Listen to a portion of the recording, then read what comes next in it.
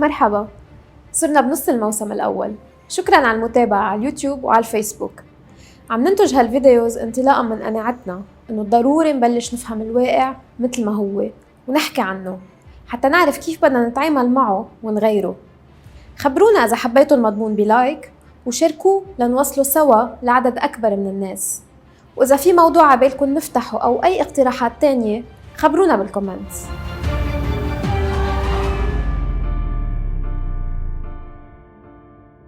اليوم رح نحكي عن الخصخصة، بس إذا متوقعين يخلص الفيديو بمع أو ضد، لا.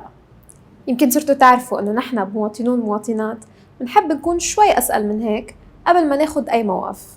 فبهالحلقة اللي قد 2 مثل العادة رح نناقش شوية مفاهيم، رح نحكي عن ملف الخليوي ومعمل دير عمار كمثلين للخصخصة بلبنان، وفي قصص يمكن رح تسمعوها لأول مرة، وبالآخر رح نقول كيف مننظر للموضوع خاصة بالوضع اللي نحن فيه. عن جد كيف قدروا هالجماعة يقنعونا إنه الخصخصة شي يا منكون معه يا ضده؟ أصلاً هن فاهمين شو الخصخصة غير إنه أسرع وأهين وسيلة ليعبوا جيابهم؟ وإذا حدا شرعهم بيصنفوه يساري. الخصخصة مش قصة يمين ويسار، إنه اليمين مع واليسار ضد. قبل تصوير هالحلقة بقبشت شوي ولقيت إنه بفرنسا مثلاً حكومة جوسبان اليسارية هي اللي نفذت أكبر عمليات خصخصة بتاريخ البلد. بالمقابل عمليات التأميم يلي هي عكس الخصخصة قام فيها اليميني دوغول بعد الحرب العالمية الثانية لينظم إعادة الأعمار. اليوم ما حنشوف أرقام، من المفيد أكتر لما نحكي عن الخصخصة أنه نجاوب على 3 أسئلة. أول شي، شو يعني خصخصة؟ ليش نحن بحاجة للعام للدولة؟ وهل الحدود بين العام والخاص ثابتة وواضحة؟ الخصخصة يعني لما الدولة بتسلم القطاع الخاص ملكية أو استثمار أو إدارة أعمال أو خدمات ونشاطات عامة وحتى أراضي. يعني هي وسيلة وبس، مثل التأميم تستعملها الدولة مبدئياً لخدمة مصالحها، يعني مصلحة مجتمعها. ما في وصفة سحرية بتتناسب مع أي مكان وزمان. ونحن كمواطنين ومواطنات عايزين الدولة ومنوكلها تأمن لنا خدمات حيوية ما في كل شخص فينا يأمنها لحاله، مثل الطرقات والكهرباء والأمن والمحاكم. وإلا تخيلوا إنه كل واحد فينا لحاله بده يشق طريق بيته ويوصل قناة المي ويركب أنتين إرسال عنده على السطح.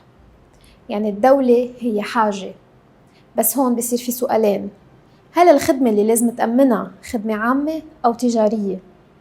الصحة مثلا حق لكل الناس ولا خدمة تجارية بيدفع حقها اللي بيقدر والباقيين بيشحدوا؟ وشفنا شو صار بالتعليم. والسؤال الثاني، إذا خدمة عامة يعني بيندفع حقها من الضرائب، كيف تتأمن؟ بمستشفيات حكومية وبأطباء موظفين، ولا بالتعاقد بين الدولة ومستشفيات خاصة وأطباء بيشتغلوا على حسابهم؟ هون القصة قصة جدوى وكلفة ونوعية.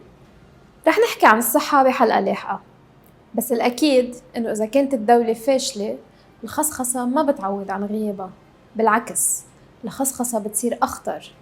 رح نشوف ليه من خلال مثلين، واحد قديم بس مفاعيله لليوم، وواحد هلأ عم يطبخوا. خلينا نبلش بالخليوي. سنة 93 سبحان الله من عشرات العروض اللي تقدمت بوقتها ما بقي إلا 2، وثاقبت إنه 2 ربحوا، ليبانسيل وساليس. فمضوا عقود BOT مع الدولة، Build Operate Transfer، يعني بتبني هالشركتين شبكتين للخليوي، بتشغلها وبتستثمرها وبترجع بعد 10 سنين بتسلمها للدولة. طب شو بدها الدولة بشبكتين وأنتنين وموتورين؟ للمنافسة؟ ما الأسعار كانت ذاتها بالتمام كل الوقت. هلأ كل وحدة من هالشركتين كان فيها شريك أجنبي وشريك لبناني، وللصدفة الشركة اللبنانية بليبانسيل كانوا بيت دلول أصهر بيت الحريري، وبسالس كان نجيب مئاتي يلي صار نايب سنة 2000. لما صار لازم حصة الدولة من الإيرادات تطلع من 20% ل 40%، وقبل بسنتين مما تخلص مدة العقد يعني تتحول كل أملاك الشركتين ببلاش للدولة، فسخت حكومة رفيق الحريري عقود الBOT، فدفعت الدولة قيمة الأشياء اللي كانت رح تاخدها ببلاش، وبظهرها ترتب غرامات خيالية بمحاكم أجنبية. بعد ما رجعت تفاوضت الحكومة اللبنانية لتخفيض هالغرامات، الشركة اللبنانيين ما رضيوا. بيت دلول حجزوا بالمحكمة الأمريكية على مئات ملايين الدولارات للدولة، ونجيب مئاتي يلي كان صار رئيس وزراء بوقتها تحجج بتضارب المصالح لينقلوا مفاوضات برات مجلس الوزراء ويعفي الشركة اللي بيملك تلتها من ضريبة الدخل. طيب نجيب مئاتي بوقتها قطاع عام أو قطاع خاص؟ هيدي قصة قديمة. لنحكي عن المشاريع اللي وعدينا فيها. معمل كهرباء دير عمار، هلا هن ملبكين بالعقد ومش عم يعرفوا يتفقوا، بس خلينا نحكي منطق. إذا بتتذكروا الحلقتين اللي مرقوا عن نظامنا الاقتصادي، قلنا فيهم إنه خفوا الدولارات بالبلد، وإذا كفينا مثل ما ماشيين رح نوصل لوقت مش رح نقدر نستورد فيول. هو أصلاً هيدا السبب الفعلي ليش ما عنا كهرباء. تخيلوا حالكم أنتم المستثمر اللي جاي يعمر المعمل ويستثمر فيه من خلال بيع الكهرباء لمؤسسة كهرباء لبنان. هيدي بيسموها شراكة بين القطاع العام والقطاع الخاص. إذا عمرنا المعمل بس بطل معنا دولار نشتري فيول رح يوقف شغلكم كمستثمرين. تقبلوا ما تقبضوا حق الكهرباء اللي كنتوا رح تنتجوها لو في فيول حسب العقد؟ أكيد لا. رح تضمنوا هالشي وتخلوا العقد يخضع لهيئات تحكيم مش لبنانية، وبتكونوا حاجزين على الدولارات والذهبيات تبع لبنان بأمريكا لتتأكدوا إنه رح يندفع لكم قبل الكل. كمان انتوا استثماركم بالدولار. كمال الحايك مدير عام مؤسسة الكهرباء بحصل فواتير بالليرة اللبنانية إذا حصل. طيب انتوا كمستثمرين رح تقبلوا بليرات كمال الحايك مقابل الكهرباء اللي عم بتبيعوا إياها؟ أكيد لا. بدكن ربح دولار، خاصة بهالوضع لما كل دكانة عم بتحدد سعر الصرف على ذوقها. على فكرة منشان هيك فواتير الخلية وانحطت بالدولار بالأساس. وبعدها فينا نعطي بعد أمثلة كتير زيادة من سوليدار لسوكلين لبواخر الكهرباء، بس المسألة وحدة: هل فينا بعد نسميها شراكة بين القطاع العام والقطاع الخاص؟ هل في شي اسمه قطاع خاص نظيف من ميلة وقطاع عام فاسد من ميلة تانية؟ وين عن جد الحدود بين القطاع العام وبين المتمسكين بالسلطة وأصحابهم؟ شاركونا رأيكم بالكومنتس، لأن المشكلة بلبنان مش مبدأ الخصخصة بحد ذاته، المشكلة بالسلطة اللي شوهت القطاع العام. الخاص آكل العام وصارت المشاريع تنعطى تنفيعات أو خوات كحق حصري لبعض الناس.